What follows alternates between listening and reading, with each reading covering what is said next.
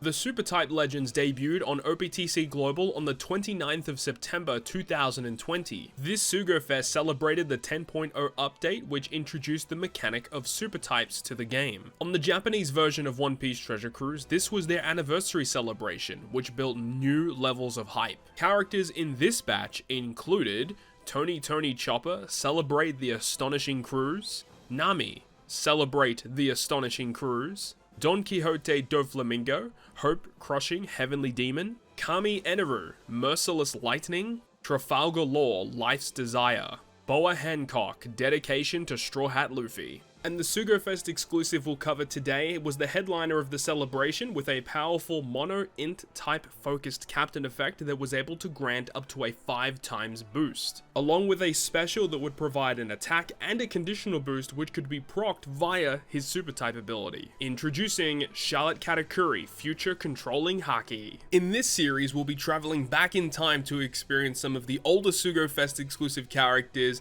in their prime, aiming to show just what it was like to use these characters on their debut. I hope you enjoy the video, and without further ado, let's enter the Legends of OPTC.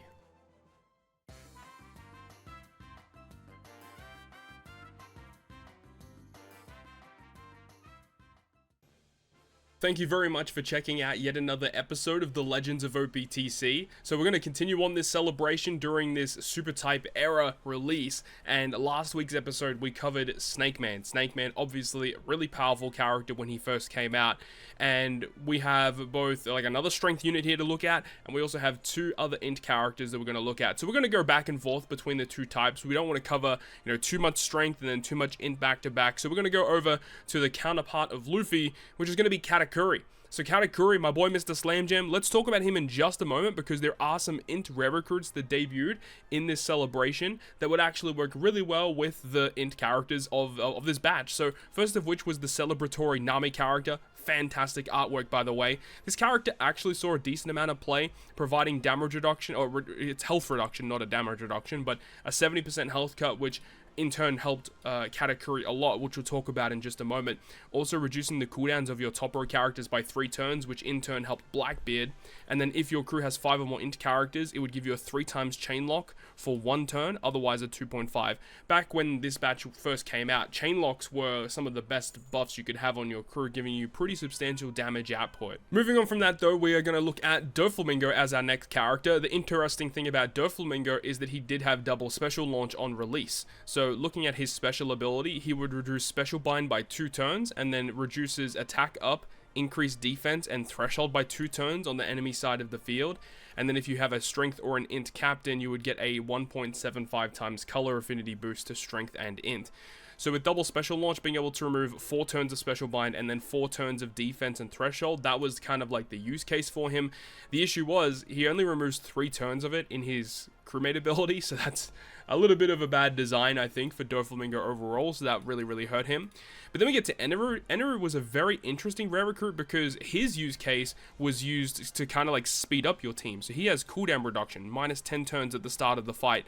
And then his special ability would give strength and int characters 2 turns of cooldown, change strength, dex, quick, psi, int slots of strength and int characters into matching, and then also reduce your HP by 50% and deals 30 times the amount of your HP that was subtracted as typeless damage to all enemies. So it's a pretty interesting special ability, being able to have him ready to go at the start of the quest, so you can just use it to wave clear, as well as giving some cooldown reduction. That was like one of the main uses you could use him for. He also deals with special reverse, so if you're dealt with special reverse, he resists some of that, and then also you can use him to give you 2 turns of cooldown. So there's like the 2 main use cases for using Eneru in content. But let's actually get into the big bad boy himself, Mr. Slam Jam, my boy Katakuri. I was really hyped for this guy, obviously, because I'm a big Katakuri fanboy, and the fact that he was getting main representation in the celebration was just massive. So, of course, he was the introductory unit for the int super type. So he is an int-driven fighter character, and his captain ability is very simple. It doesn't do a whole lot. It just says if you are at 50% or below at the start of the turn, you would get 5 times attack boost to int, and also 30% damage reduction. So all of that is while you are below 50%. If you're above 50%, it's just simply 4 times attack. So yeah, not a lot going on here. This guy doesn't have a super evolution yet, level limit break, so I'm hoping to see good things when this guy receives buffs in the future. But at the moment, yeah, obviously, it's a pretty bad captain ability as all things considered. But back when he first came out, 5 times attack boosts, on top of the fact that he could give super typing to characters, was the main draw. He was like one of the better units to be using as a captain in terms of raw damage output. And then his special ability was interesting, doing 10 hits of 50,000 fixed damage to random enemies. So if it's just one target, it's essentially 500,000 fixed damage. And then it would give 2 times attack boost to all characters for 1 turn, and 2 times attack against delayed enemies for 1 turn. So you could get, you know, essentially 4 times damage just with one special ability alone. Back when he first came out was pretty good. Now, in order to activate his super typing, you needed to be below 30% HP. So you had to have some type of way to tank damage, or like the Nami that we just talked about earlier, which provided a 70% health cut, would enable you to activate this ability. The super special ignores all immunity and delays all enemies for 1 turn. Great synergy with his special, and then int characters become super int. So you can see what's going on here. He's very simplistic, not really a lot to break down. You want to be at low HP to receive the super typing, activate that, and then you want to activate his special ability to give you 2 times attack, 2 times conditional boost, 5 times attack boosting captain. He was just raw damage. That's essentially what he was. You could also use his super typing, not in an offensive sense, but potentially as a utility, being able to delay enemies to allow you to stall for cooldowns, or delaying enemy gimmicks from occurring. That also could be used in that scenario, but most of the time he was used offensively. Sometimes you could use him as a crewmate because the damage that he dealt with his special was quite good. He is a damage dealing special which enables certain support effects to activate. Of course, with Halloween Lore, for example, you could have him attached to it, who comes out a little bit later. And that allows you, of course, to generate an orb boost once you activate this special too. So there's some cool things going on with the super type here of Katakuri. So let's go ahead now and jump into some content with super type Katakuri at the helm. So we are now in game with my man, Mr. Slam Jam Katakuri. Of course, this guy is mainly focused around boosting int characters. Now, we are using some characters that aren't completely int, but mainly just due to the fact that when he first came out, you know, int didn't have crazy OP utility like what they do now. So you did have to run some interesting units in order to get around certain gimmicks on the enemy side of the field. Now, just a little bit of a side note, I believe Super Evolution of Pudding wasn't completely ready to go at this point. However, I don't really want to keep wasting Kizuna insignias in order to get the skulls and stuff of her. The abilities of Pudding are not really going to matter. The base version of Pudding obviously just does what she does, but it's obviously just slightly better. It's not really going to be that big of a difference. It would work either way. So, I guess without further ado, let's go ahead and jump into this one. We're going up against Clash Soul King. This was actually a pretty tricky piece of content when it first came out. I believe this piece of content came out when around the time of Luffy and Sanji release. So it's actually like, you know, a bit of an awkward time period, honestly. But let's see what we got going on here. So, obviously, lots of really annoying gimmicks, like this, like the paralysis and stuff, like, lots of paralysis because of, like, Luffy and Sanji, their switch effect could help you deal with stuff. This is why we have Shanks and Ben Beckman, because their switch ability is actually really good, reducing Bind, Despair, and Paralysis by 1 turn every time we activate that switch. Like, that's actually really freaking good. And then, of course, we'll go ahead and activate the switch here of Nami Robin, just to make sure we have the int characters activated. And we do need to get a little bit of stall off of here. So we need to make sure that we do that. And these turtles should provide pretty good amounts of stall to us. I don't know how long we have to stall, but we'll get a decent amount of stall in just to make sure that we can get this to work. But yeah, definitely these super type characters, they were like a monumental release for Treasure Cruise because it just introduced a new type of way to play the game, having this additional effect that you could activate in the middle of the quest. We kind of talked about it in last week's episode with Monkey D. Luffy, with his ability just to give you a 2 times attack boost was just insane. Just getting free damage like that is just cracked. And then we saw characters like Katakuri here, who didn't have like an offensive focused ability, but it was more of like just a utility effect to give a delay, but you could make it offensive via the special ability giving you that conditional boost. Okay, so stage 2 here, inflicted with despair. We can obviously get around that with the Shanks special ability. We want to try and deal as much damage as we can here. Ideally get rid of these guys on a 1-turn cooldown. Okay, actually got through it pretty comfortably there, no real issues. Alright, let's go ahead and move on. We have all our specials ready to go, so I'm not really too concerned about that at all. Stage 3, this stage is the finicky one. All these guys have a really high cooldown, but of course we need to make sure that we fall below that 30% threshold so that we can actually get the super type. It's important that we get that because that will enable us to get that delay. Very, very important. Let's go ahead and kill 2 of these guys here. We'll take some damage, of course, and at this point we are taking just normal raw damage, but remember, once we fall below 50%, we will start actually getting damage reduction. So I think I'm just going to continuously attack with Ivankov here because Ivankov won't do any damage. But yeah, this is the annoying part of using Katakuri. If you don't have your specials that can lower your health for you, then this is what you would do. Back in the day, if you had a character that was focused around being at low HP, you just straight up have to do this. And now that I'm looking at it, we are, I mean, because of the ability of the host ship, we're actually, oh my god, I wonder how this is going to work. I probably shouldn't have used this ship because this ship gives us a lot of end of turn healing. We're healing for 6,000.